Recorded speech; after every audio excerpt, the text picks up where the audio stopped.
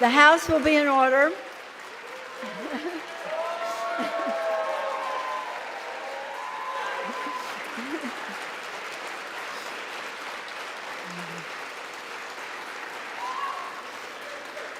The prayer will be offered by our chaplain, Chaplain Kibben.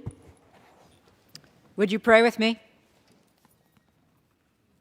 Today, O God, we lay before you our petitions, prayers, intercessions, and thanksgiving. We request that you bestow upon us the joy of your presence among us, that when we look upon the faces of those who labor in these halls, known and unknown, elected or employed, we may see your image. We pray for the health and welfare of this illustrious body, that as the scenery changes and the actors move on, around, or off the stage, you will uphold each one. Guide them in the roles you have called them to fulfill, and grant them wisdom to discern the way you would have them go. Lord, may our prayers serve as an intercession for those who do not have enough courage or strength to speak their own needs, for those who haven't enough faith to trust what lies ahead, and for those who do not know how to receive the mercy you offer us. Then accept our offerings of thanksgiving to you for the bounty you lay before us, the gift to labor, to serve, and contribute our energies wherever you call us, but especially here in this, our nation's capital. May our words be good and pleasing to you as we pray them in your most holy name. Amen. Thank you. The chair has examined the journal of the last day's proceedings and announces to the House her approval thereof. Pursuant to Clause 1 of Rule 1, the journal stands approved. The Pledge of Allegiance will be led by the gentleman from South Carolina, Mr. Wilson. Everyone, including our guests in the gallery, please join in. I pledge allegiance to the flag of the United States of America and to the republic for which it stands, one nation, under God, indivisible, with liberty and justice for all. The chair will entertain up to 15 requests for 1-minute speeches on each side of the aisle. Does the gentlewoman from New Hampshire seek recognition?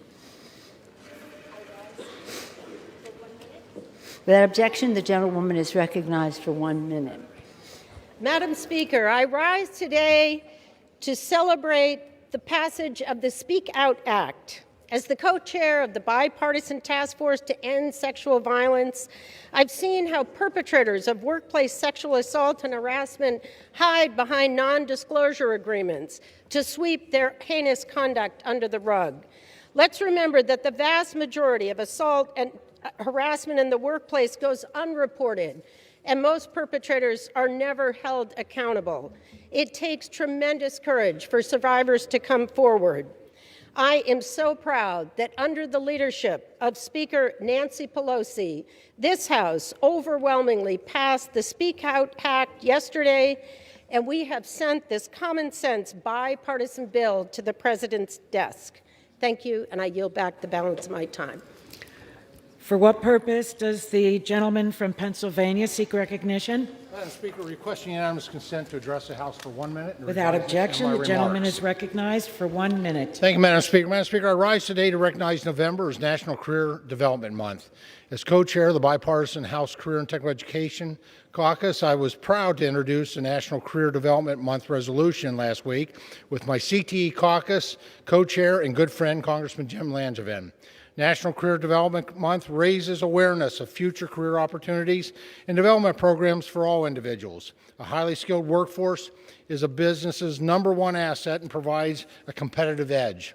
National Career Development Month also is a time to recognize the professionals who guide learners to become leaders of tomorrow. Throughout the month, schools and businesses will have the chance to showcase different career paths that align with various interests and skills. These opportunities will better prepare students as they begin to enter the workforce.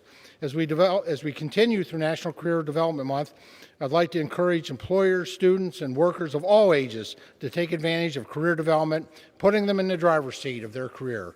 Thank you, Madam Speaker, and I yield back the balance of my time. And for what purpose does the gentleman from California seek recognition? Madam Speaker, I ask unanimous consent to address the House for 1 minute and to revise and extend my remarks. Without objection, the gentleman is recognized for 1 minute. Madam Speaker, I rise today in honor of Transgender Awareness Week. Trans Americans made history this year by running and winning in more elections than ever before. Breakthrough representations in media have led to historic numbers of transgender and non-binary characters on screen. In many ways, transgender Americans are more visible than ever. And at the same time, the trans community has been forced to withstand severe attacks. From laws that would strip fundamental rights to dehumanizing vitriol deployed by elected officials and public figures. These attacks treat trans people as threats to society rather than neighbors, parents, children, friends, and loved ones. There are more than 2 million people in the United States that identify as transgender or non-binary. Trans Americans exist in all walks of life, all across the country. This Transgender Week, I call on my colleagues to turn awareness into action. And to the trans community, you have allies in Congress. And let it be known that there's been no greater friend of trans people in this country or LGBTQ people than Speaker Nancy Pelosi. And we will not cease to fight, to protect, and advocate for our transgender siblings, not just this week, but all year long. Gentleman's time has expired. For what purpose does the gentleman from South Carolina seek recognition? Madam Speaker, I ask unanimous consent to address the House for 1 minute, revise and extend my Without remarks. objection, the gentleman is recognized for 1 minute. Thank you, Madam Speaker. I am grateful to recognize the 2022 Army Congressional Fellow, Master Sergeant John Gardner, for his service to the 2nd District of South Carolina. His year-long service with the office is ending, and John will be missed. Not only has he been an indispensable coordinator and contributor to legislative goals, including the National Defense Authorization Act, but a valued team player. Including a combat tour on the front line of infantry medic in Iraq, John has held many leadership assignments throughout his 20-year decorated career in the Army, including most recently in the Defense Attaché Office of the American Embassy in Tashkent, Uzbekistan. John hails from Houston, Texas, has a master's degree from Colorado State, and holds 2 graduate degrees. His next assignment is in the Pentagon, where John will be a valued participant of Peace Through Strength. In conclusion, God bless our troops who successfully protected America for 20 years as the global war on terrorism continues, moving from the Afghanistan safe haven to America. Godspeed, Speaker Nancy Pelosi. For what purpose does the gentleman from Massachusetts seek recognition? Madam Speaker, I ask unanimous consent to address the House for 1 minute. Without objection, the gentleman is recognized for 1 minute. Madam Speaker, I rise today to discuss the urgent need to tackle the affordable housing crisis. The cost of housing is the single biggest challenge facing the Commonwealth of Massachusetts. Last week, I hosted an affordable housing conference in Attleboro with my friend and colleague Juana Matias, the HUD Regional Administrator for New England. We spoke with housing officials and developers across the district about the programs and funding available for affordable housing development. I reiterated my commitment to policies from zoning reform to LIHTC expansion to increase production of affordable housing. Expanding affordable housing is a multi-government effort that needs support on the federal, state, and local level. As the next Congress approaches, we must recommit ourselves to making housing more affordable for working families. I yield back. For what purpose does the gentlewoman from Iowa seek recognition? Madam Speaker, I seek unanimous consent to address the House for 1 minute. Without objection, the gentlewoman is recognized for 1 minute. Thank you, Madam Speaker. I rise today to recognize Christina Schauer, a veteran and nurse from Dubuque, Iowa, whose courage and dedication to serving others is unmatched. Christina served our country overseas as a combat medic in Iraq. Our veterans face immense challenges when returning home, and unfortunately, our women veterans are often afraid to speak up about their experiences. They may feel invisible or that their service wasn't worthy, and as a result, they may be less likely to seek the care that they have earned. But Christina is working to right this wrong by sharing her own story. She has championed women veteran visibility, empowering her sisters in sacrifice to talk more about their service and seek the health care and the benefits they deserve.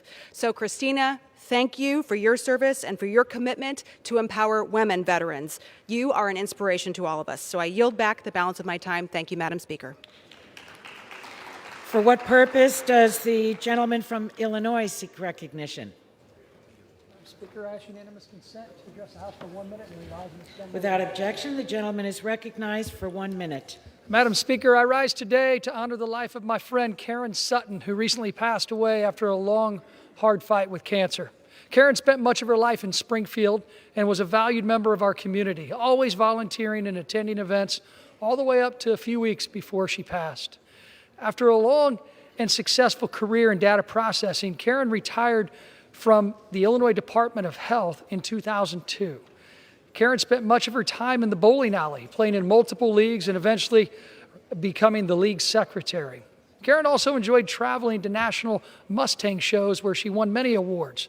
These shows, put on by the Mustang Club of America, allowed Karen to connect with a community of drivers from all over the nation whom she greatly valued. She was also praised for her hard work in helping the judging secretaries during these fun yet competitive events. I'm grateful to have known Karen and her husband Carol for many years, and I'm thankful for all of her work to make our community a better place to live. Karen is survived by her husband Carol, daughter Julie, and son Brent. My condolences to the entire Sutton family during this difficult time. Karen, may you rest in peace. Yield back. For what purpose does the gentleman from Mississippi seek recognition? Madam Speaker, I ask unanimous consent to address the House floor for 1 minute and to advise and extend my remarks. Without objection, the gentleman is recognized for 1 minute. Thank you. Madam Speaker, I rise today to honor the 100-year anniversary of the Mississippi Farm Bureau Federation. Mississippi Farm Bureau is the largest agricultural organization in the state and represents the social and economic interests of farmers, ranchers, and rural communities. Its statewide grassroots structure allows it to be an effective organization representing and promoting 17 commodities in Mississippi.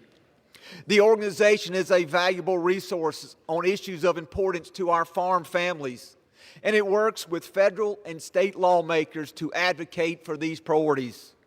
I look forward to continuing to work with Mississippi Farm Bureau on important agriculture issues in the future. May God bless our farmers, and may God continue to bless Mississippi Farm Bureau. Thank you, and I yield back. For what purpose does the gentleman from California seek recognition? Seeking unanimous consent to address the House for 1 minute, revise the state remarks. Without objection, the gentleman is recognized for 1 minute. Thank you, Madam Speaker. As I watch my home state of California go down in flames, literally, as we watch how we're running out of electricity, we're running out of water, our store shelves are having less and less food varieties available, our farmers being pushed out of business, our farm workers being pushed out of business.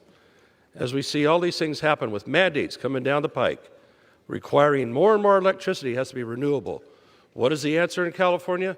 Let's tear down some hydroelectric dams in my district and Mr. Bentz's district. Let's tear them down. We're going to lose green power. We'll do it over the objections of the people that live there and have objected by over 70% to the removal of these dams, all for an unproven environmental benefit. So enjoy that even less electricity, enjoy even less food grown in my district and Mr. Bentz's district, enjoy even more of the crisis that is facing us in rural California, rural America, and in our store shelves and in our electrical wires, due to even more unfounded environmental rules being forced upon us to tear out perfectly good hydroelectric dams. Thanks one hell of a lot. For what purpose does the gentleman from gentlewoman from North Carolina seek recognition? I ask unanimous consent to address the House, Madam Speaker. Without objection, the gentlewoman is recognized for 1 minute. Thank you, Madam Speaker. Madam Speaker, I rise to recognize Randy Whittington, Gary Foster, Angela Rogers, and Joey Haney of the Retail Solutions Group in Wilkesboro, North Carolina. I was proud to join them recently at a ribbon-cutting ceremony for their 4th and largest warehouse. In the last few years, Retail Solutions Group has grown from fewer than 8 employees to now over 200. This is a magnificent accomplishment. Madam Speaker, North Carolina remains a hub for entrepreneurship and innovation, thanks to people such as Randy, Gary, Angela, and Joey.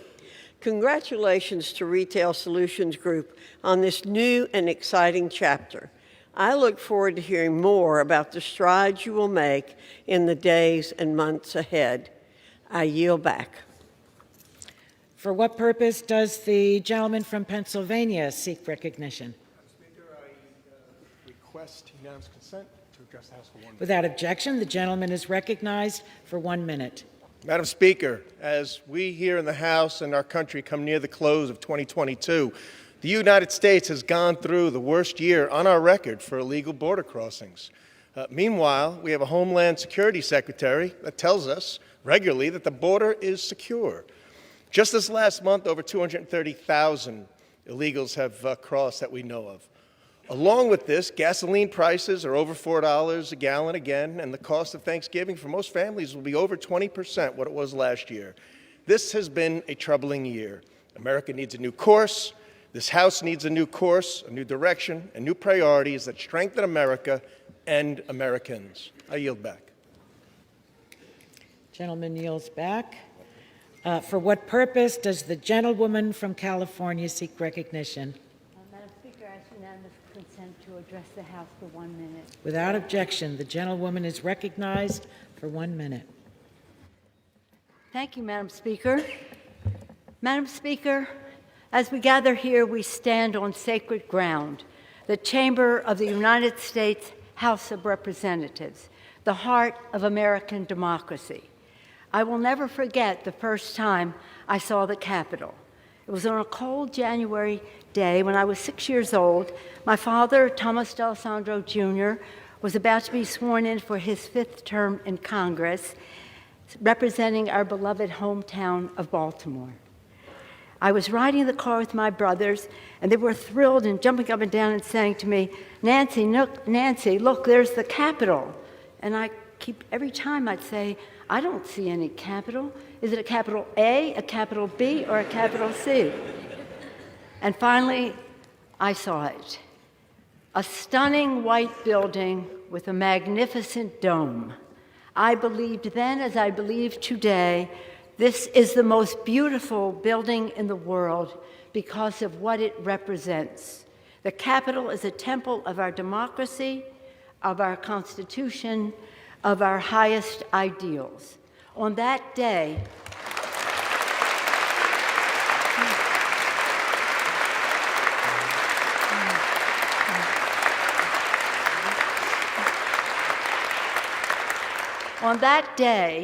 I stood with my father on this floor as he took a sacred oath to support and defend the Constitution of the United States against all enemies, foreign and domestic.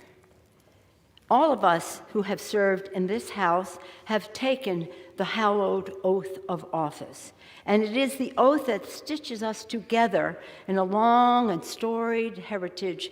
Colleagues who served before us are all our colleagues. Colleagues like Abraham Lincoln, Daniel Webster, Shirley Chisholm, Patsy Mink, and our beloved John Lewis. Personally, it binds me as a colleague to my father, a proud New Deal congressman and one of the earliest Italian Americans to serve in the Congress. And this is an oath we are duty-bound to keep, and it links us with the highest aspirations of the ages. In this room, our colleagues across history have abolished slavery, granted women the right to vote, established Social Security and Medicare, offered a hand to the weak, care to the sick, education to the young, and hope to the many.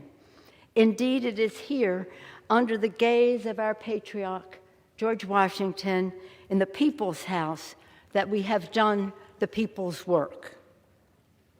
My colleagues, I stand before you as Speaker of the House, as a wife, a mother, a grandmother, a devout Catholic, a proud Democrat, and a patriotic American, a citizen of the greatest republic in the history of the world.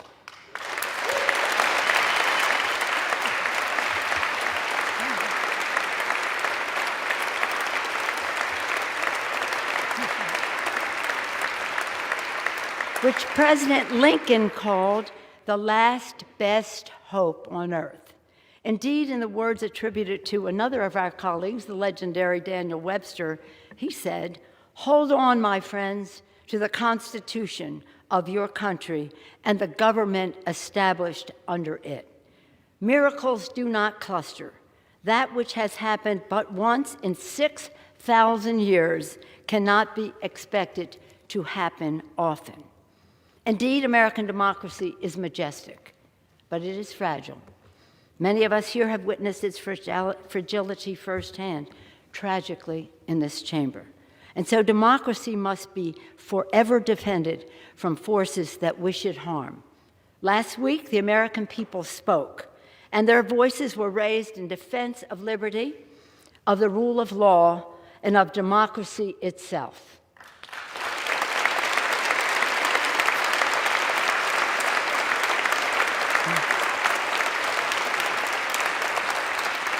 With these elections, the people stood in the breach and repelled the assault on democracy. They resoundingly rejected violence and insurrection, and in doing so, gave proof through the night that our flag was still there.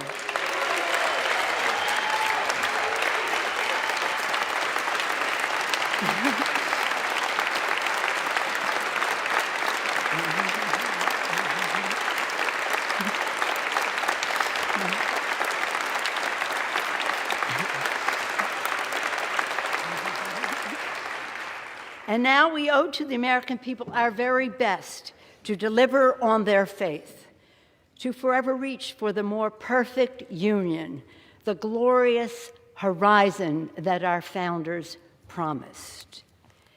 The questions before this Congress and in this moment are urgent. Questions about the ideals that this House is charged by the Constitution to preserve and protect.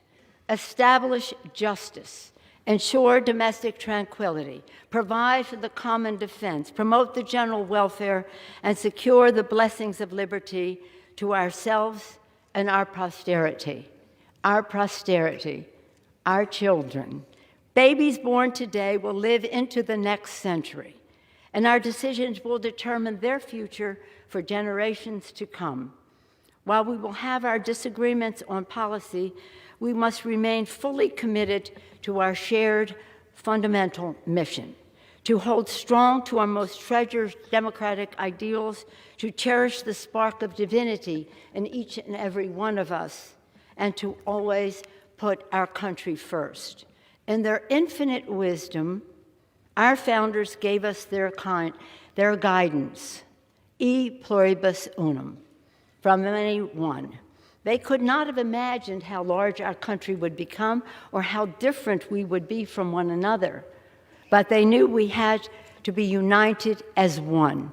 We the people, one country, one destiny. It has been with great pride in my 35 years in the House I have seen this body grow more reflective of our great nation, our beautiful nation.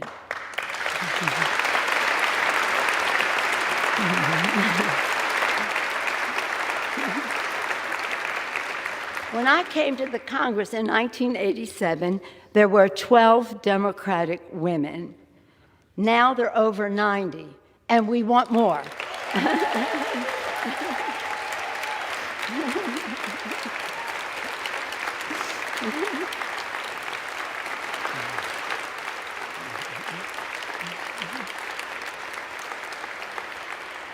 The new members of our Democratic caucus will be about 75% women, people of color, and LGBTQ. And we have brought more voices to the decision-making table. When I entered leadership In 2002, there were 8 of us. Today, there are 17 members of the leadership. When I first came to the floor at 6 years old, never would I have thought that someday I would go from homemaker to House Speaker. In fact, I never...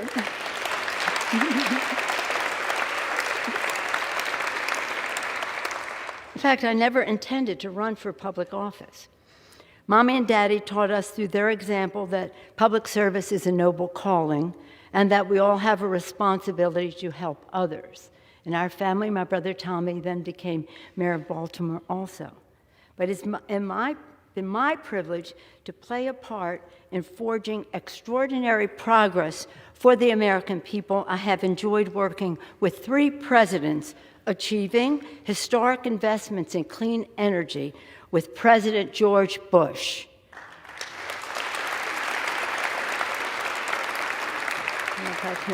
Transformative health care reform with President Barack Obama.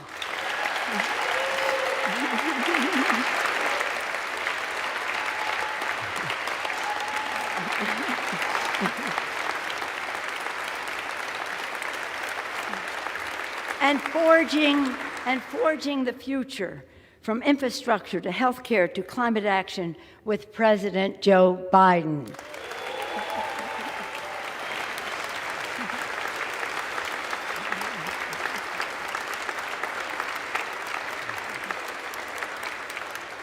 Now we must move boldly into the future, grounded by the principles that have propelled us this far and open to fresh possibilities for the future.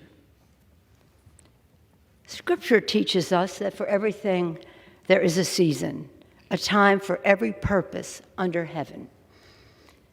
My friends, no matter what title you all, my colleagues, have bestowed upon me, speaker, leader, whip, there is no greater official honor for me than to stand on this floor and to speak for the people of San Francisco. This I will continue to do as a member of the House, speaking for the people of San Francisco, serving the great state of California, and defending our Constitution. And with great confidence in our caucus, I will not seek re-election to Democratic leadership in the next Congress. For me, the hour's come for a new generation to lead the Democratic caucus that I so deeply respect. And I'm grateful that so many are ready and willing to shoulder this awesome responsibility. Madam Speaker, standing here today, I'm endlessly grateful for all of life's blessings, for my Democratic colleagues whose courage and commitment with the support of your families have made many of these accomplishments possible. In fact, could not have been done without you. For my dear husband, Paul, who has been my beloved partner in life and my pillar of support, thank you. We're all grateful for all the prayers and well wishes as he continues his recovery. Thank you so much.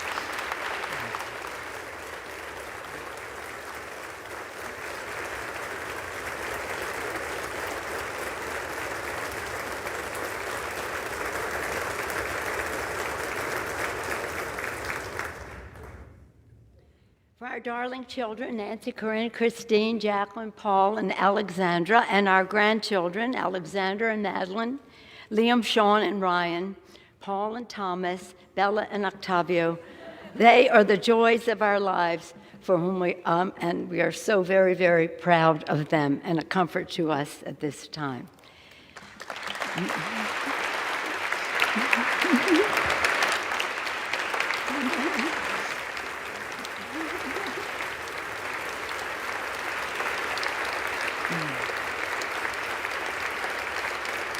And for my brilliant, dedicated, and patriotic staff, under the leadership of Terry McCullough, working together, the finest group of public servants the House has ever known. Thank you all so much.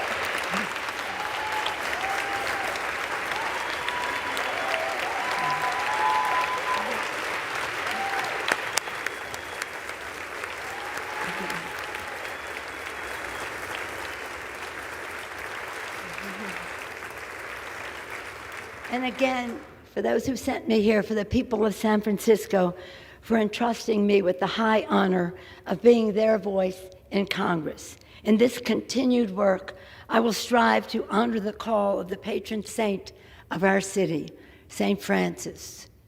Lord, make me an instrument of thy peace. In this house, we begin each day with a prayer and a pledge to the flag. And every day, I am in awe of the majestic miracle that is American democracy.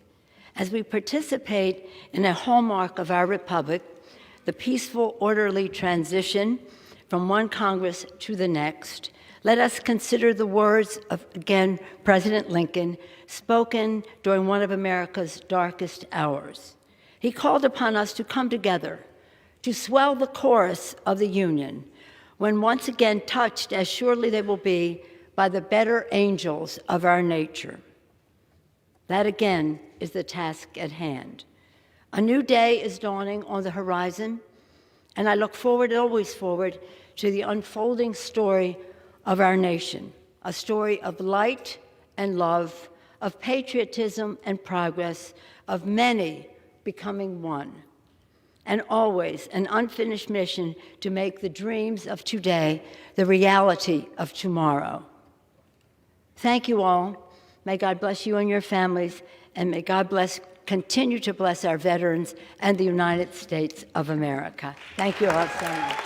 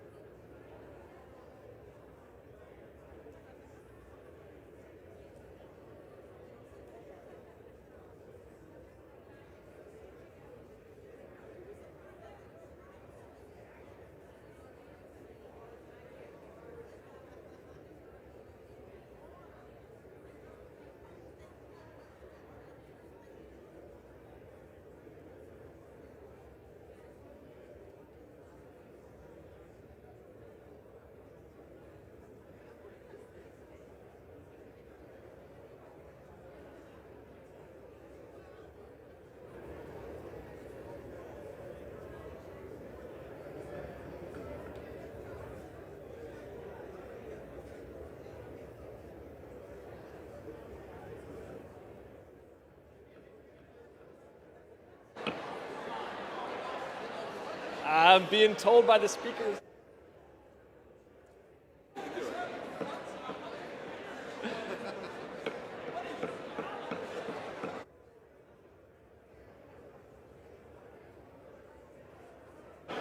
What's the...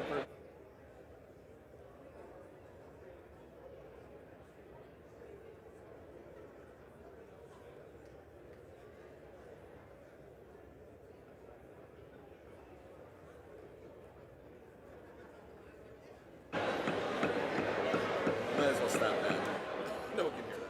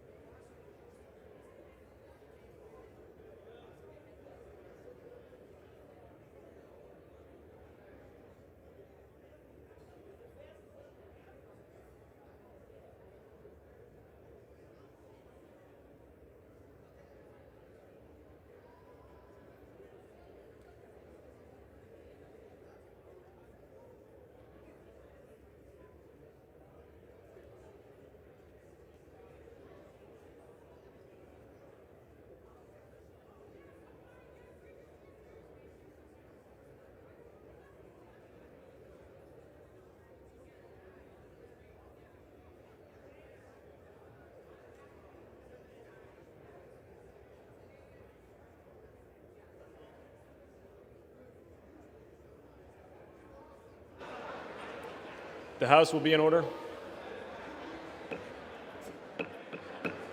The House will be in order.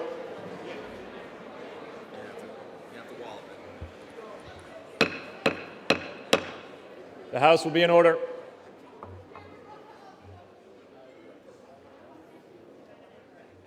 am I down doing? Well, we're going to do some suspensions here, so I'll have scripts for you. We still got ways to go here. The House will be in order.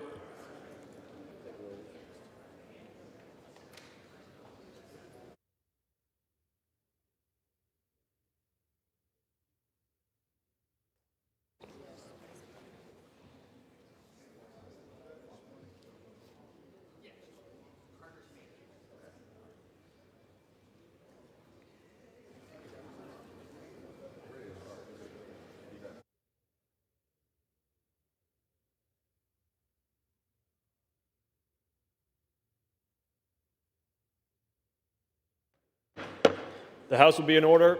Members can take their conversations off the floor. The House will be in order.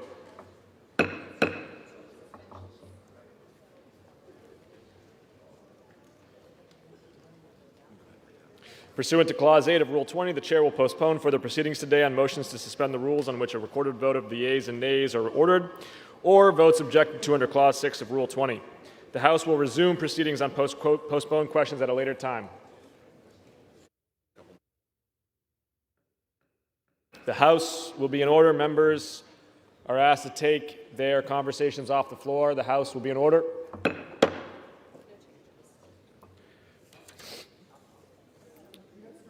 For what purpose does the gentleman from Louisiana seek recognition? Mr. Speaker, I move that the House suspend the rules and pass the bill S-3095 as amended. 3092 as amended. The clerk will report the title of the bill. Senate 3092, an act to amend the Robert T. Stafford Disaster Relief and Emergency Assistance Act to improve the provision of certain disaster assistance and for other purposes. Pursuant to the rule, the gentleman from Louisiana, Mr. Carter, and the gentleman from California, Mr. Lamalfa, each will control 20 minutes. The chair recognizes the gentleman from Louisiana.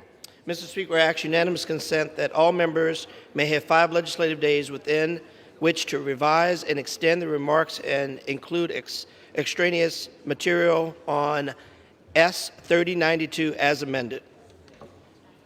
Without objection, so ordered. Madam Speaker, I yield myself as much time as I may consume. Gentleman is recognized for such time as he may consume. I rise in support of S-3092, the Fire Act. This legislation, led by Representative Lofgren in the House and Senator Padilla in the Senate, is designed to ensure FEMA's preparedness and response efforts address the unique nature of wildfires. The bulk of FEMA's programs are designed to serve the victims of disasters caused by floods and hurricanes. However, climate change has made this threat of wildfire in communities grow each year. FEMA must serve all disaster survivors equally and adapt their programs to meet the challenges of wildfires. This legislation encourages FEMA to pre-deploy assets during times of high risk of fire, evaluate public assistance eligibility post-fire, address equity and of assistance for tribal communities, and require trainings for crisis counselors and caseworkers to ensure that they are equipped to meet the needs of economically disadvantaged survivors. I support this effort and ask my colleagues to do the same. I reserve the balance of my time. Gentleman reserves. Gentleman from California is recognized. Madam Speaker, I yield myself as much time as I may consume. Gentleman is recognized for such time as he may consume. Thank you, Madam Speaker. S-3092, the Fire Act, makes changes to increase congressional oversight, garner further insight into FEMA's process for wildfire disasters, and enacts reforms related to disaster assistance. Specifically, this bill directs FEMA to report to Congress on cost-effective housing solutions and challenges or inconsistencies in the application or assistance in the wake of wildfires. The Fire Act also takes the first steps to improve the use of forecasts and weather alerts, such as red flag warnings, within the disaster declaration process, so FEMA can better be prepared earlier to provide wildfire assistance. Lastly, this bill engages the GAO to investigate gaps in FEMA's current wildfire policies and recommend ways to streamline the distribution of assistance to our constituents and the state and local governments facing these fires head on. I'm glad to be able to work with Senator Padilla and my colleague Zoe Lofgren on this, as California has suffered so much, as the West has the West, with wildfire, including a 1 million-acre fire in my own district last year, and repeated wildfire that has affected so many and displaced so many. So I also want to say that working with FEMA has worked well, but we do need to continue to improve the process, as FEMA has primarily, up until the advent of such large fires, dealt mostly with hurricanes and floods of that nature. So we've all had to adapt until we can actually get better forest management and other tools that will help us prevent fire. And so engaging FEMA, we appreciate them, and we just want to work to have an even better process. So I will reserve the balance of my time. Gentleman reserves the balance of his time. Gentleman from Louisiana is recognized. Madam Speaker, I wish to yield 4 minutes to the illustrious representative from California, Representative Lofgren, the author of this outstanding piece of legislation. Gentlewoman from California is recognized for 4 minutes. Thank you, Madam Speaker. It's no secret that our country is facing increasingly devastating disasters, including wildfires. In my own home district, the SCU Lightning Complex fires of 2020 burned nearly 400,000 acres over 46 days across 5 counties, destroying more than 2,000 structures and damaging others. That was the 4th largest wildfire in recorded California modern history. Now, as chair of the California Democratic Congressional Delegation, I hear about fires like this almost year-round from my colleagues, but it's not just a Western United States problem. Fire risk areas are growing exponentially to threaten new districts and new states every year. And fires don't rage only in Democratic districts. This calamity knows no political divide. As wildfires continue to worsen, our government has not acted with enough urgency. It's clear that Congress needs to pass legislation to better prevent and respond to wildfires. Last month, I joined state and local officials to specifically discuss this policy and the operational gaps, and the systems that we have in place obviously don't work as well as they should. FEMA's current statutory authorities and operational practices limit our ability to prepare for and recover from wildfires, and that's why all the California firefighters, chiefs, and leaders I met with support the FEMA Improvement, Reform, and Efficiency, or FIRE Act. We know that wildfires present a unique and increasing danger, and we also know that policies written with hurricanes, floods, and tornadoes in mind don't always translate well. The FIRE Act would direct FEMA to create a process that uses red flag warnings we're all too familiar with to take pre-disaster measures and pre-deploy resources, to take disaster-specific damages into account during recovery and the like. It's common sense legislation. I encourage my colleagues to support it. I would like also to thank the co-leads on this bill, Congressman Thompson, Huffman, and Panetta, for recognizing the importance of this legislation and for their hard work, as well as Senator Padilla for his leadership in the Senate on this bill. I'd like to thank Speaker Pelosi and Majority Leader Hoyer for their efforts to bringing this to the floor, and I'd also like to recognize Ranking Member Graves and, of course, Congressman LaMalfa for working with us on reaching agreement on something that I think will be able to pass the Senate. This is a good bill. It will improve our response, and I hope we get overwhelming support here today. And I thank you, Madam Speaker, and yield the balance of my time back. Gentleman from Louisiana reserves. Gentleman from California is recognized. I reserve. Gentleman from California reserved. Gentleman from Louisiana is recognized. No more speakers, Madam Chair. We prepare to close. Gentleman from Louisiana reserved. Gentleman from California. Madam Speaker, I am prepared to close. Gentleman from California is recognized for such time as he may consume.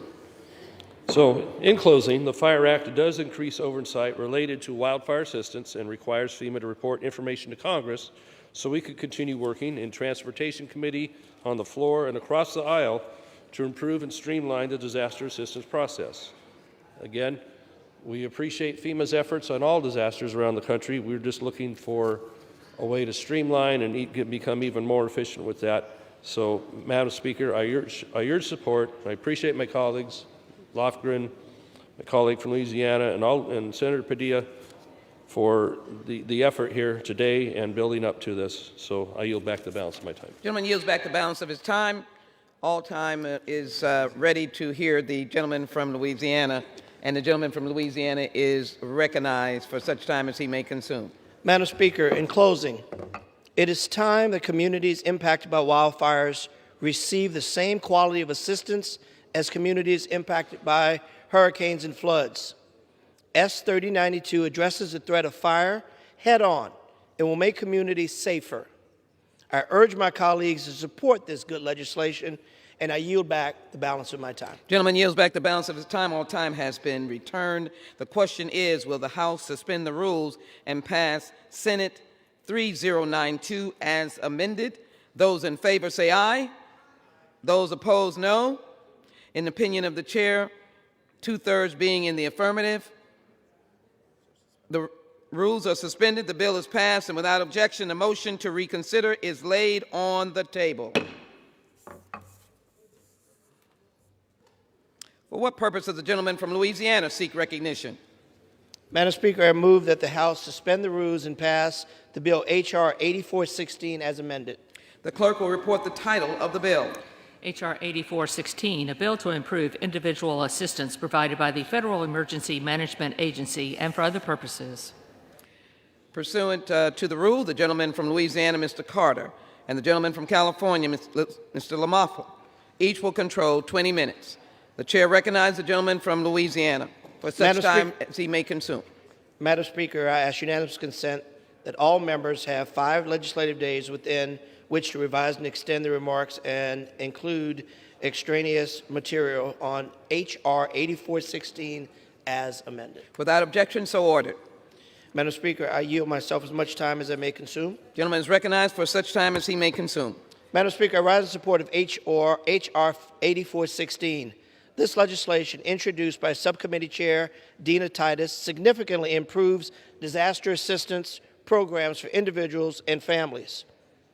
It is untenable that climate change has transformed the nature and severity of natural disasters in the United States. This has caused real and devastating impacts for those that find themselves living in the path of these disasters. Their lives may be upended by the loss of savings, homes, loved ones, and peace of mind.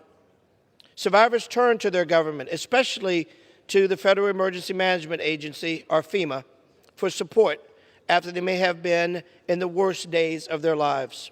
We know this firsthand experience here in my home state of Louisiana.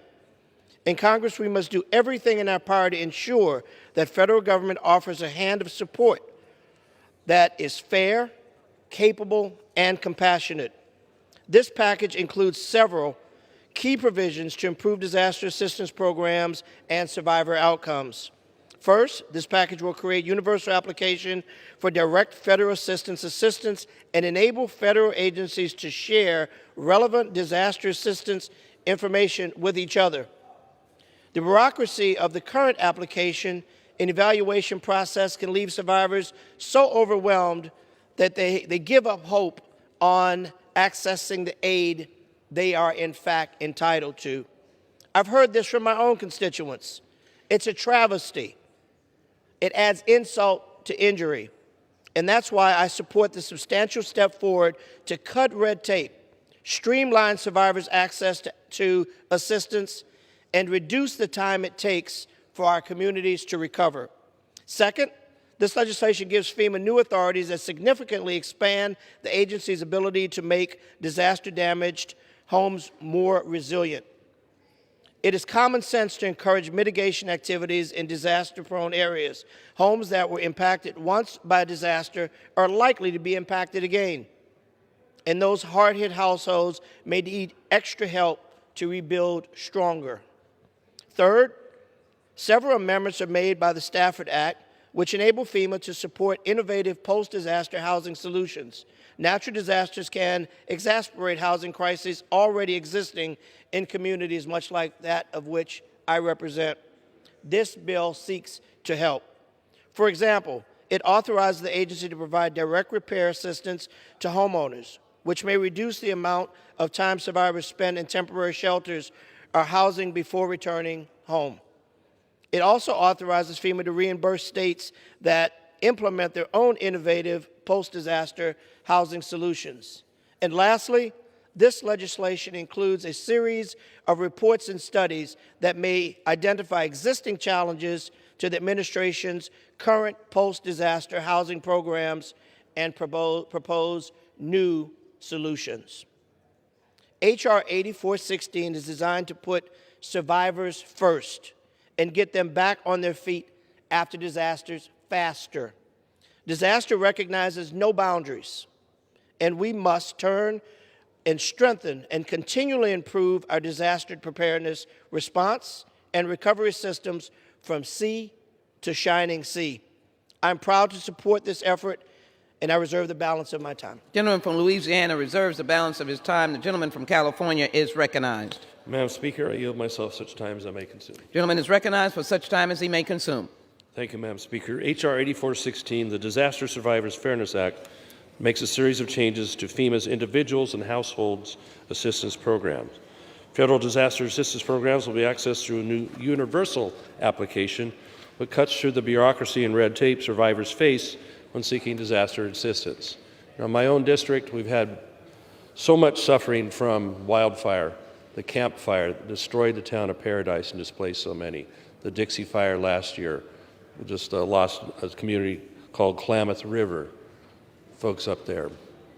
Happy Camp, I can name many others, Beckworth, that when the disaster hits you, when it hits a family, they need solutions, and they need them soon because they're going to live in a hotel or a motel. They're going to live with friends. They're going to live on someone's couch. They're going to have to leave the state. And so when we can more immediately get them the assistance they need, it's more humane. And it certainly allays a lot of suffering from folks that have already suffered too much already.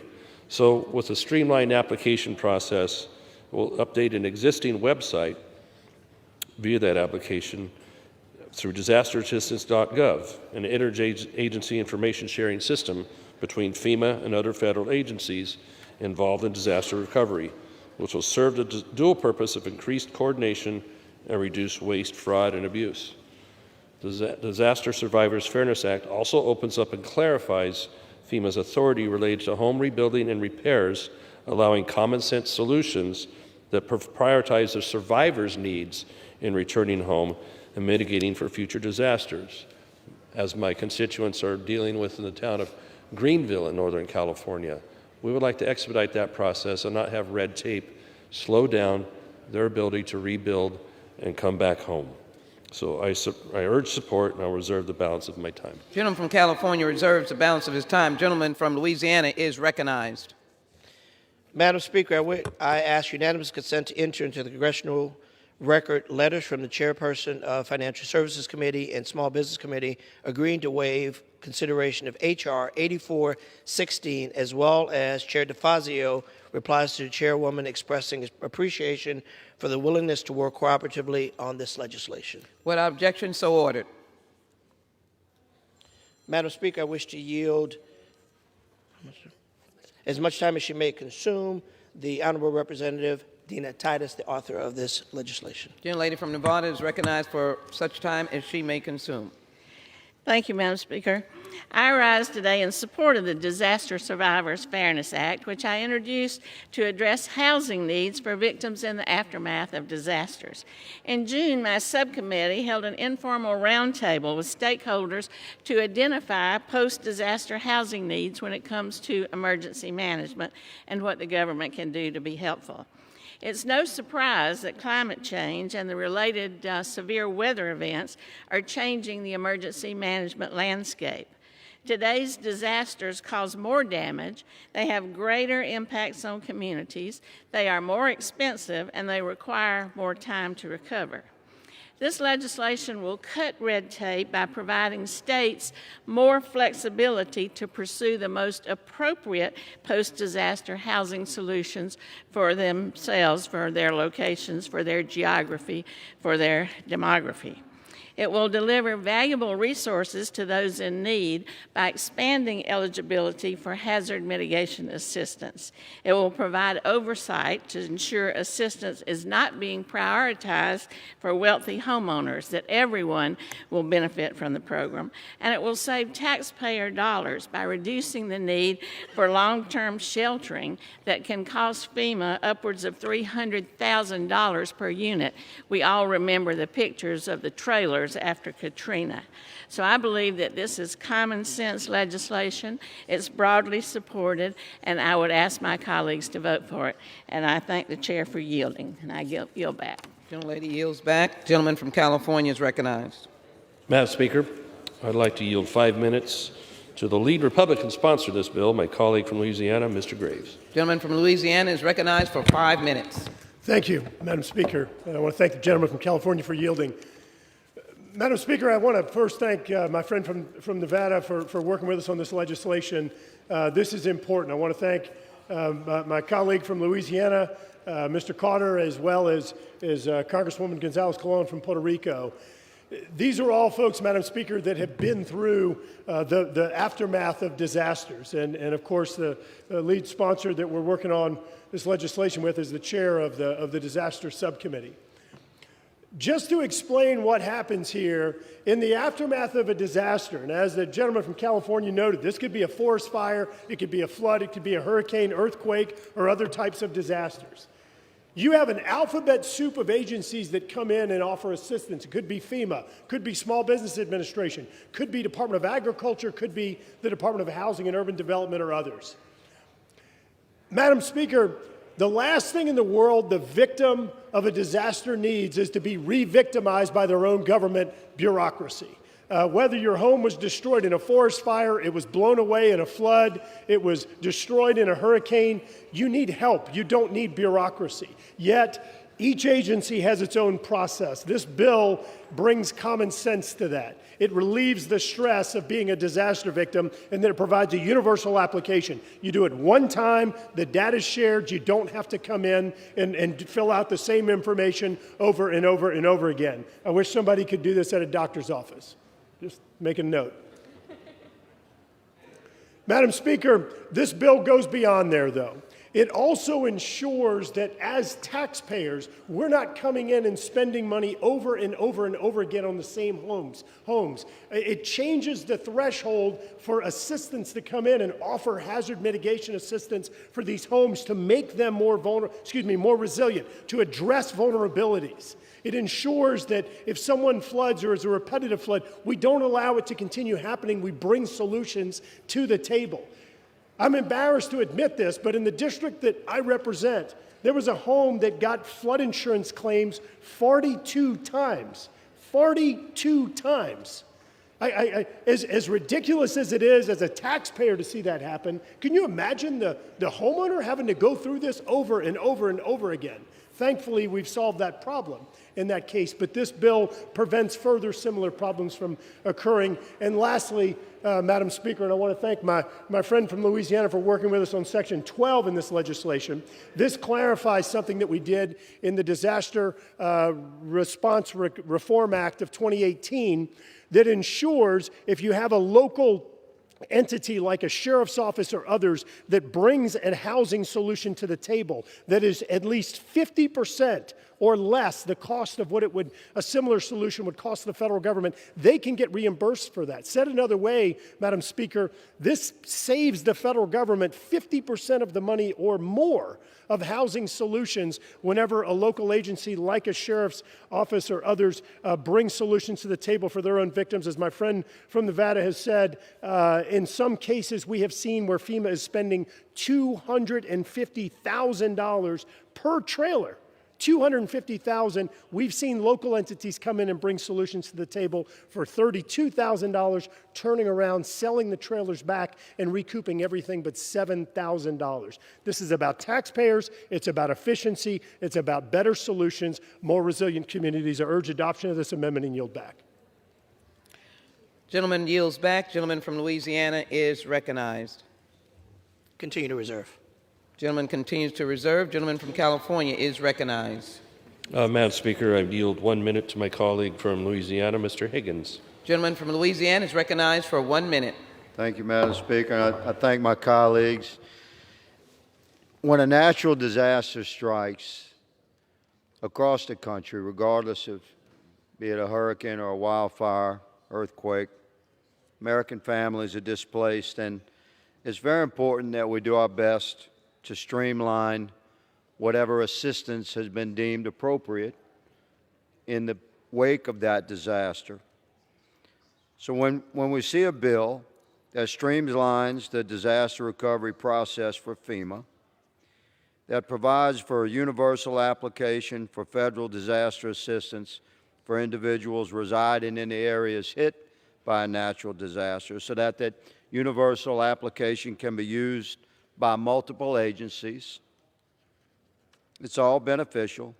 When you see a bill that streamlines the ability to provide direct assistance to individual and households, thereby eliminating some bureaucratic obstacles, and a bill that provides more flexibility to states, I strongly encourage the support of language like that in a legislative endeavor. So whereas we may not agree with 100% of the language that's in a bill, it's our duty to measure the overall benefit for the citizens that we serve, and I rise in support. Thank you, colleague. Madam Chair, I yield. Gentleman yields back. The gentleman from California reserves. Gentleman from Louisiana is recognized. Continue to yield. Gentleman continues to reserve. Gentleman from California is recognized. Madam Speaker, I'm prepared to close. Gentleman is prepared to close. Gentleman is recognized. Thank you again, Madam Speaker. So whether you have, as a victim, endured wildfire, flood, hurricane, earthquake, or any other calamity, and the different forms of government are there to assist in earnest, in good faith, let's get them an easier process to do so. One-stop shopping is much preferable to folks that have suffered disaster. They're displaced, their families are spread out, they're struggling.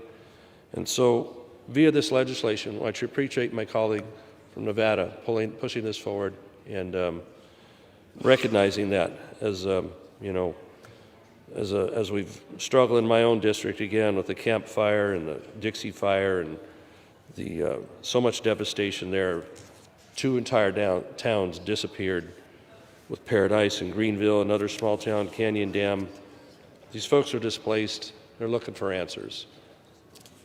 So with the programmatic changes that are available in H.R. 8416, it will indeed streamline the application process via disasters through the several federal agencies to help them navigate what we're calling today the alphabet soup of agencies and get a faster recovery. That's what we all want.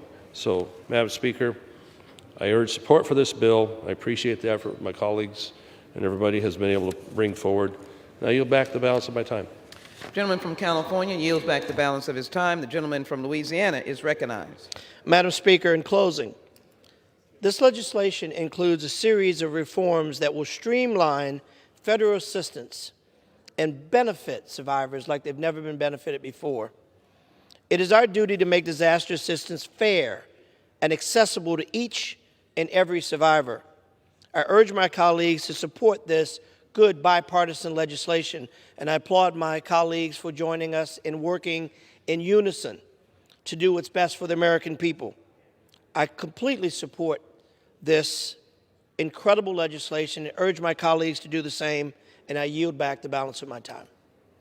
The gentleman from Louisiana yields back the balance of his time, all time being yielded back. The question is, will the House suspend the rules and pass the bill H.R. 8416 as amended, 8416 as amended? Those in favor say aye. Those opposed, no. In the opinion of the chair, 2/3 being in the affirmative. Gentleman from Montana. Thank you, Madam Speaker. I would request the yeas and nays, please. The yeas and nays are requested. All those in favor of taking this vote by the yeas and nays will rise and remain standing until counted. A sufficient number having risen, the yeas and nays are ordered. Pursuant to Clause 8 of Rule 20, further proceedings on this question will be postponed.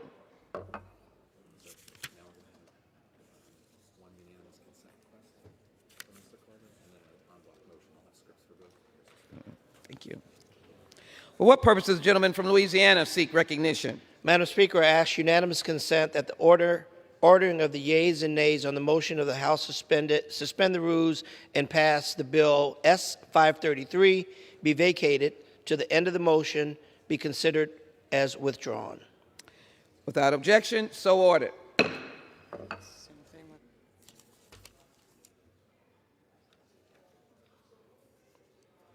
For what purpose does the gentleman from Louisiana seek recognition?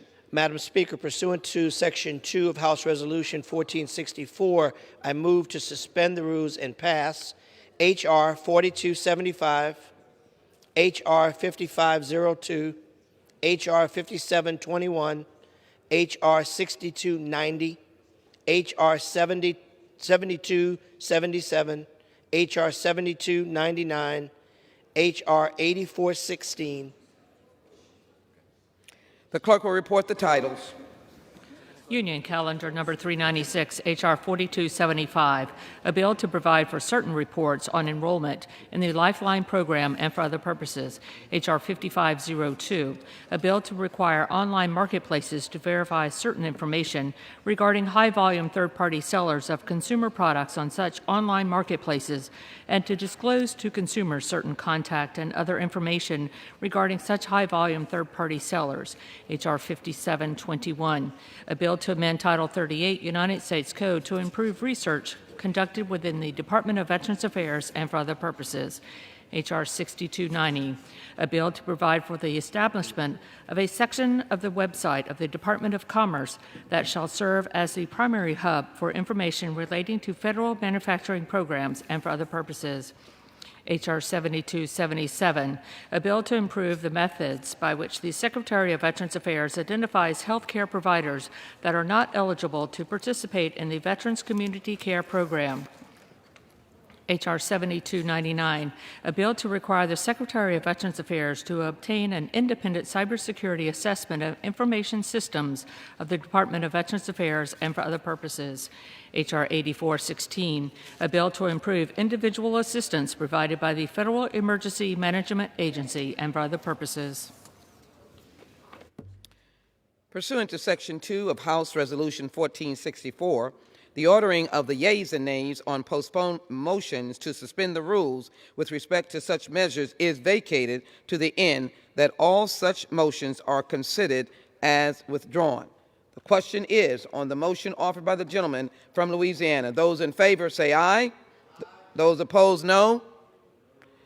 In the opinion of the chair, 2/3 being in the affirmative. What purpose does the gentleman from Montana rise? Thank you, Madam Speaker. I would request the yeas and nays, please. The yeas and nays are requested. Those in favoring a vote by the yeas and nays will rise. A sufficient number having risen, the yeas and nays are ordered. Members will record their votes by electronic device. Pursuant to Clause 9 of Rule 20, this 15-minute vote on the en bloc motion to suspend the rules will be followed by 5-minute votes on motions to suspend the rules and pass. Senate 3369, Senate 4359, H.R. 2250, and H.R. 3630. This is a 15-minute vote.